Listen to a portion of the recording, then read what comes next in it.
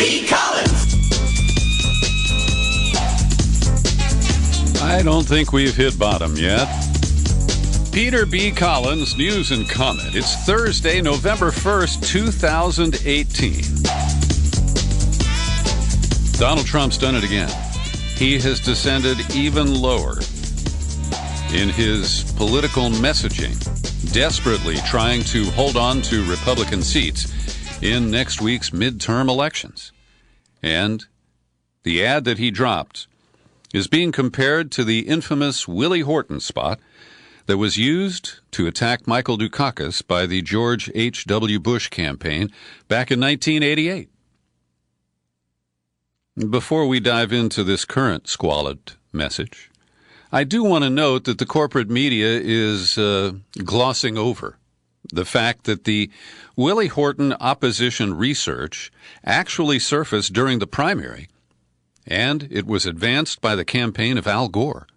And when Gore lost to Dukakis, the Republican machine took a look at what the attacks had been, and they said, wow, Willie Horton, this furloughed prisoner from Massachusetts who committed a crime, and it was a deadly, dastardly, effective ad that took down a very weak candidate, Michael Dukakis. So this latest one echoes Trump's virulent attacks, his demagoguery, that were aimed at the city of San Francisco during the 2016 campaign. As you may recall, a woman named Kate Steinle was strolling on the pier with her father when a bullet struck her and killed her. And the original allegations were that 7-time deported immigrant Jose Inez Garcia Zarate had murdered her. And Trump, discarding decades of practice of presidents and people who wanted to be president, not injecting themselves into local controversies. Oh, he didn't hold back. He blamed San Francisco's sanctuary city policies, and he concluded without any evidence, because he is like really smart, as he says, that Zarate was guilty. And the trial ultimately produced clear evidence that it was an accident. He picked up the gun that he found under a park bench and it went off. Of course, Trump doesn't believe that. He doesn't believe in a jury, especially because he's like so smart. And if you're interested, I invite you to do a search at peterbcollins.com. I use the name Matt Gonzalez to find the podcast. He was the public defender who won the case for Zarate, despite the incredible firestorm that had been created by Trump, that was aided and abetted by some local officials here. So now the focus moves to Sacramento, where earlier this year, a man named Luis Bracamontes, who is a twice-deported Mexican immigrant, was given the death penalty this past April for killing 2 California law enforcement officers back in 2014. And Bracamontes is an ideal poster child for Trump's hate-filled rhetoric and his lowball campaign messaging, because he is some sort of a lunatic. There is video footage from the courtroom where he says, "I'm going to kill more cops soon." So he's clearly an unhinged, deranged individual who happens to be an undocumented resident of this country. And Trump wants to turn that into a broadside. And I'm not going to play the audio from the commercial because it doesn't really tell you much. You have to watch the video. They use screen text to blame Democrats. The screen reads, "Illegal immigrant Luis Bracamontes killed our people. Democrats let him into our country. Democrats let him stay." And then the imperative at the end, which is an order or a decree from the Trumper, "Vote Republican now." The outrage is predictable, but already 1.8 million people clicked on their Twitter feed and watched the commercial. And many of those people, it adds to their bias. It feeds their bias. It feeds their deep racist sentiments and fears that have been amped up. by Trump, especially in recent weeks. And it is hard to predict how it will impact voters. Certainly many people will be turned off by it, but many will not. And they will be motivated to go vote. And this is how Trump operates. Working, in the most base way that one can imagine. And so we look at the midterms. People are already voting by mail, early voting. The polls will be open on Tuesday. I'm one of those people who still likes the ritual. I go to my polling place first thing on Election Day morning.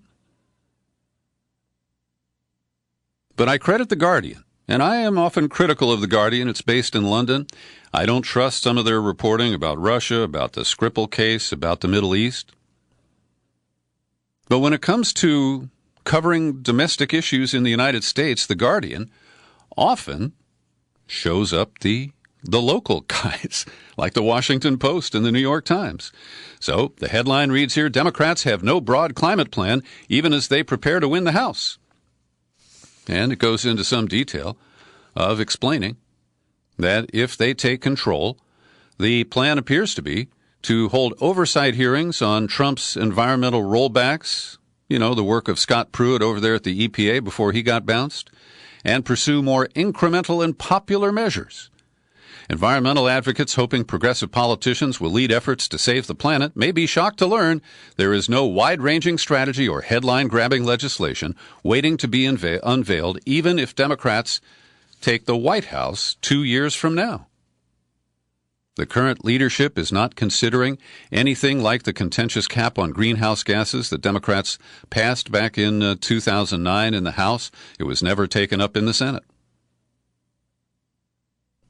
Now, I do understand the realities of gridlocked Washington, D.C., but the Democrats aren't even trying. They're not even trying to rally their voters, most of whom are deeply alarmed about climate change and who embrace things like a carbon tax, because they're afraid and because they are compromised by the corporate money that is fueling their campaigns to try to win back the House and more remotely, the Senate. And my San Francisco Chronicle today reports on Nancy Pelosi, the Democratic leader in the House who hopes to regain the Speaker's gavel. And they note that Trump has been trying to fire up the base, sending troops to the border, talking about ending birthright citizenship. But, they say, Pelosi is signaling to her party, don't take the bait. The Democratic leader is unabashedly confident about her party's chances next week, and she is modeling the tactic of not going after Trump, instead talking about issues that have polled well by Democratic campaigns. Now, she did talk about birthright issues, but she quickly pivoted to other matters.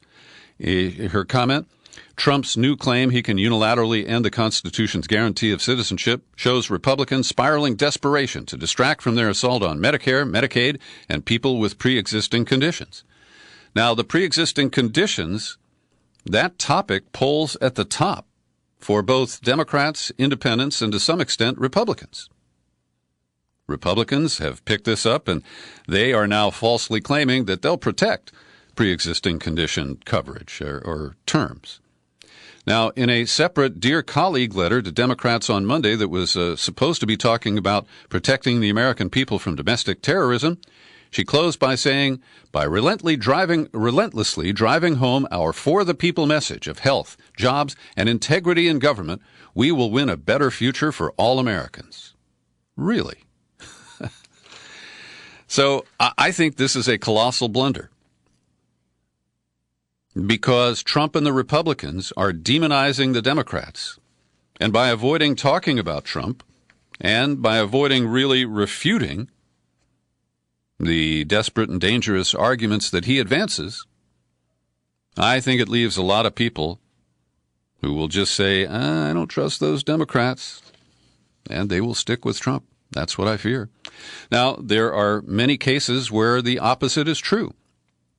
In New Jersey, Leonard Lance is a 5-term Republican representative in the suburbs there, and Tom Malinowski, who is one of the former spooks, spies, and military people. Now, he did work for Human Rights Watch, but then he was in the State Department of the Obama administration.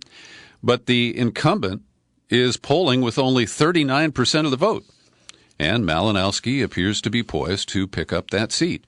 In outside Chicago, a representative named Randy Hultgren, the incumbent, was tied with his Democratic challenger Lauren Underwood in a district that Trump carried by 4 points in 2016. And in Pennsylvania, Mike Kelly is he's the incumbent Republican, narrowly trailing his Democratic opponent Rod DiNicola in the Erie area along the Great Lakes there. So it's anybody's bet. You got Max Boot, who was the neocon darling, now an anti-Trumper. His op-ed in the Washington Post today says, don't vote Republican at all. Will people take that advice? I don't know. And Trump's nationalism, the extreme messaging that he is using in this final 2-week period after the brutal battle over the Kavanaugh confirmation, it is causing some Republicans to have weak knees. They don't believe that in some districts that Trump is going to be helpful. Ted Cruz's people have said that Trump rally was a net negative for their guy, Lion Ted. And so Trump is actively overreaching, and some Republicans will be burned by this. The question remains, which ones? And will it produce a Democratic majority? At this point, I truly don't know. Then you have to look at all the election gaming, the rigging, the voter suppression, the election fraud that occurs after legitimately registered people cast their ballots. And Who, What, Why has a couple of stories today about election issues, mostly focused on Florida. And the first one is a big victory for John Brakey, the election protection advocate from Arizona. He's been talking for years now about how electronic voting machines take what's called a ballot image that is saved in the memory card of each machine. And in many states, they purge those immediately after the election, even though they create the basis for potential audits. Well, in Florida, Secretary of State Ken Detzner, who's a Republican, has notified all counties about federal and state legal requirements to preserve those ballot images. Now, in the same breath, we have to note that Mr. Detzner did not preserve the ballot images from the August primary in Florida, but at least he is making the order for the general election. And Brakey gets quoted here. He, of course, is the director of Audit U.S., and let's see what he had to say here. Too many people don't vote because they believe it's not real. We want to prove elections are real, and we want to inoculate these counties from hackers because hackers only hack if they know they can get away with it. Well, that's fine. But then Who, What, Why, in a separate report under the byline of Jack Lowenstein, does an otherwise great job of explaining the vulnerabilities not only of the electronic voting machines but also of tabulators and how they are subject to hacking. They are extremely vulnerable. But in this article, they reference a Russian tool, a spy tool called the Wi-Fi Pineapple Nano. And they say this was discovered by Dutch police after they detained 4 hackers who turned out to be Russian special agents plotting to infiltrate the Organization for the Prohibition of Chemical Weapons. Now, there is no allegation whatsoever that the Russians have pineapple nanos poised to try to interfere in the vote count of our election next week. But this article disappoints me by using that baseless speculation to kind of get people's attention, I guess, to read this article by focusing on Russia. But what about the Republicans who want to manipulate the elections? Like Brian Kemp in Georgia. Like Rick Scott, who's the governor of Florida, running for the U.S. Senate. Has he instructed his minions to go out in the parking lot and find themselves a Stingray or a Dirtbox or some other device that could also hack in to the Wi-Fi networks that are used by election authorities? Well, there isn't the slightest suspicion that anybody inside this country would want to do that. It's all about those pesky Russians. And today, I caught up with Aaron Mate. He writes for The Nation. He reports for The Real News on video.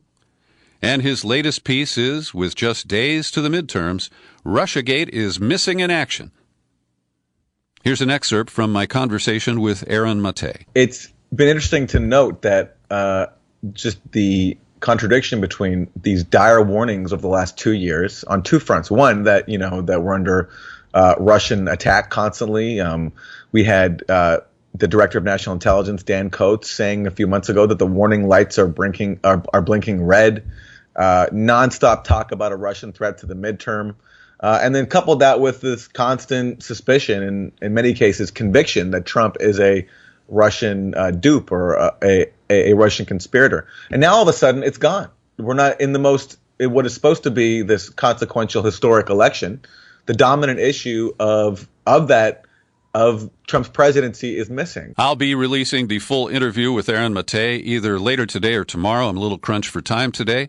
And I think you'll find it very interesting. It's an update on the Russiagate saga and how we still do not have evidence of the kind of meddling interference and other, the Facebook ads and all that stuff. That's what we discuss. And I think you'll find it fascinating. So click on it and let me know what you think. Of course, all of these podcasts are made possible by people like you who subscribe, people like Paul Karsh, Marvin Rasmussen, Susan Lewis, and Alice Carlson. They kick in $5 or $10 a month each. Can you do it too? Maybe give up a hipster coffee in my favor? All you got to do is visit peterbcollins.com, click on menu, click on Become a Subscriber. You land on the sign-up page, and boom. You can choose the level of support that fits your budget and your intention.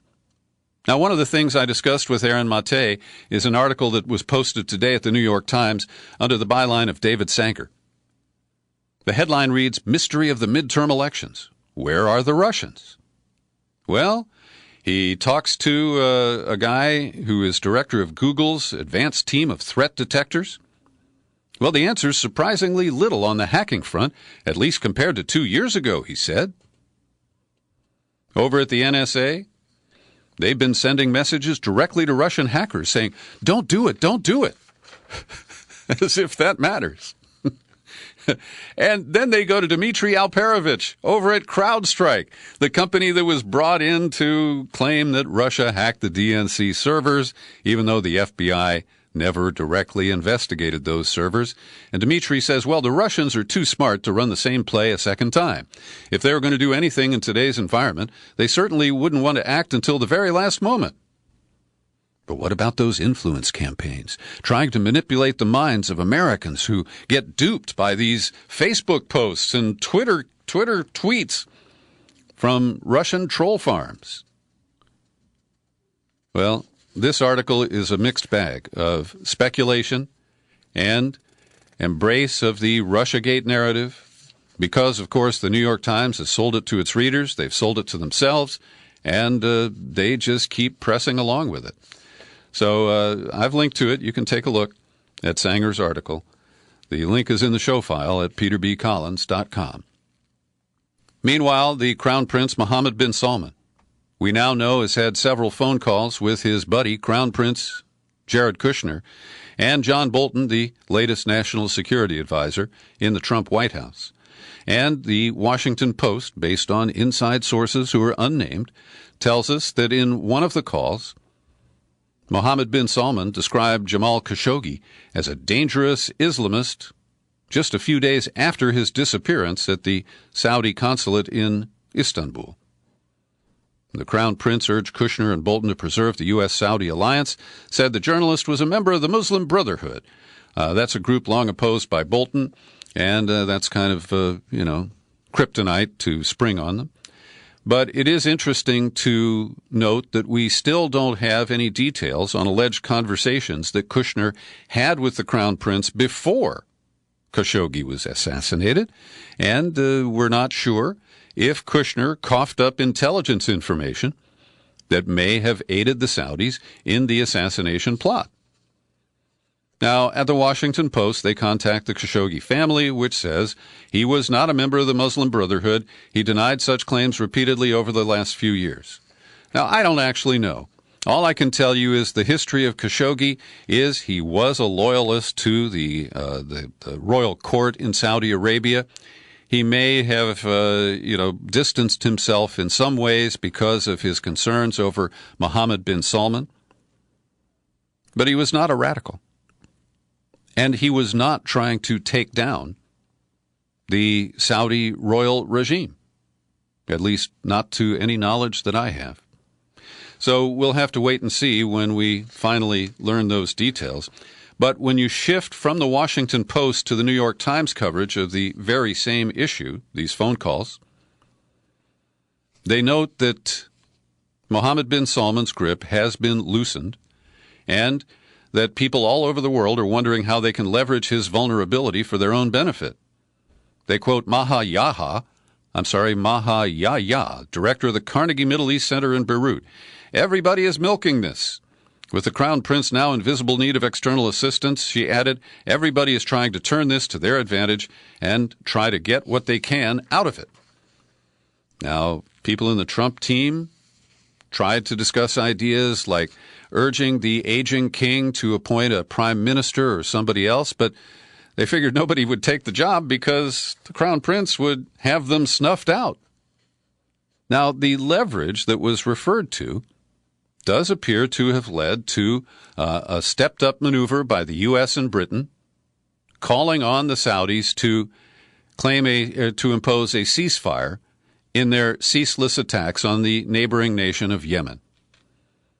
Secretary of State Mike Pompeo on Tuesday and his British counterpart Jeremy Hunt on Wednesday, and Secretary of Defense Jim Mattis last weekend, they have all called for a ceasefire. Pompeo, quote, it is time to end this conflict, replace conflict with compromise, and allow the Yemeni people to heal through peace and reconstruction. Now, nowhere do I hear anything about airlifting emergency food aid into Yemen, where the figures are astounding, that the number of people who are on the brink of starvation is in the millions. Some people even say it's over 10 million.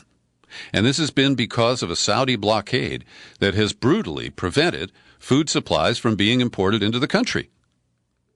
And yesterday, 5 Republican senators asked Trump to cut off civilian nuclear talks with the Saudis. Now, that relates to nuclear power plans that they have, and that's one of Jared Kushner's pet projects. He and the discredited former National Security Advisor Mike Flynn had high hopes of selling nuclear power to the Saudis, financed by the Russians. Isn't that an interesting little web? Today, Jefferson Beauregard Jim Crow Sessions III, who is still the Attorney General and may be packing his bags as soon as a week from now, well, he unveiled a broad new initiative to combat what he calls mounting criminal economic activity by China.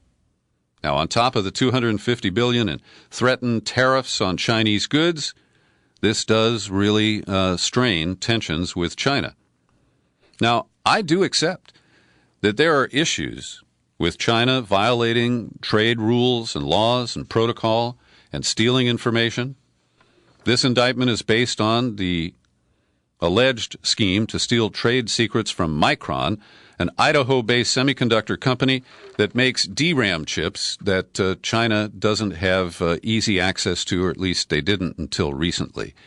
So we'll see how this goes. Again, I like an orderly approach to enforcing U.S. laws and U.S. rights. And when you put this together with the arbitrary and emotional way that Trump has threatened the tariff scheme on China and other countries with, it's just bad for everybody, and it's one reason I believe the stock market has been roller coastering over the last couple of weeks. And I don't know about you, but my retirement money is tied up in the stock market, and I've taken a hit of almost 25% in the last couple of weeks. Kevin Gostola at Shadowproof has a report that I haven't seen anywhere else related to the man accused of leaking the Vault 7 hacking tools from the CIA. He's a former agency employee named Josh Schulte, facing charges under the Espionage Act, and he is currently being housed in the Hardin Metropolitan Correctional Center in New York. Now, a few days ago, Gostola reported that Schulte said that the conditions there are just incredible. He alleged brutality that he has witnessed, listed examples of egregious conditions, shit-filled showers where you leave dirtier than when you entered, the flooding of the tiers and cages with ice-cold water, constant blast of cold air as we're exposed to extreme cold without blankets or long-sleeve shirts, uncontrollable lights that are always on, leaving us sleep-deprived, denial of books, radios, notebooks, and legal work. Now, shortly after he filed that complaint with the judge in his case, the government lowered the boom, and they issued additional charges against him, saying that while he's been confined at the Metropolitan Correction Center, he's had a bunch of contraband cell phones. At least one had heavy encryption on it. He had 13 email and social media accounts, and they claimed he has been leaking additional materials while he is in their custody behind bars. Really? I find that fascinating. Googlers around the world staged a company-approved walkout today, and so it doesn't quite, come up to the level of a labor action. But the employees are described as upset by the revelation last week of the $90 million golden parachute for the father of the Android phone, Andy Rubin. And Rubin left quietly. They didn't discuss that he had been accused of sexual harassment, and they paid him $2 million a month until the 90 was collected. And employees all the way from Singapore to India, Berlin, Zurich, Dublin, London, New York, and the Googleplex in Silicon Valley took various actions. In New York, they left the building, went to a park, and held a rally. And what's interesting is that some of these people who are protesting the sexual harassment policy and the cover-ups also are edging into economic issues. Now, people at Google are very well paid. But it's noted that the power structure that inherently diminishes temps, vendors, or contractors is rooted in the same foundation of inequality. Is there a union organizing effort underway at Google? We shall see. And finally, from Silicon Valley, I didn't have room for this yesterday, but the Washington Post did a good job of explaining this kind of Twitter dark site called Gab. And it was built out by a 27-year-old guy named Andrew Torba, who came to Silicon Valley from Pennsylvania, where he had gone to a Jesuit school. And he describes himself as a Christian, a promoter of Christian values and free speech. But Gab is the site where Bob Bowers, the truck driver from Pittsburgh who is accused of killing 11 people at the synagogue last Saturday, that's where he posted his final comment that, "Screw the optics, I'm going in." So Gab has become the most visible of a collection of services catering to people mainstream companies like Twitter and Facebook have rejected as too hateful, extreme, or threatening in their posts. Gab's Twitter feed calls mainstream journalists the satanic mafia. Torba controls 90% of the shares of the company. It has just a handful of employees, and it was bounced from its web hosting site after it was discovered that Bowers had made his racist posts on Gab. Now, they say in their financial filings, their business plan, that Gab is targeting the more than 50 million conservative, libertarian, nationalist, and populist Internet users around the world, and that its competitors include Breitbart and Alex Jones' InfoWars. So I'll link to the story, and you might glean a little more information about it. But I was completely ignorant about Gab, and now I'm just a little less ignorant. Thanks for listening to my daily news and comment podcast. You're free to give it away to absolutely anybody. You'll find it on YouTube, and I remain Peter B. Collins. Happy trails to you until we meet again. Happy trails to you. Keep smiling.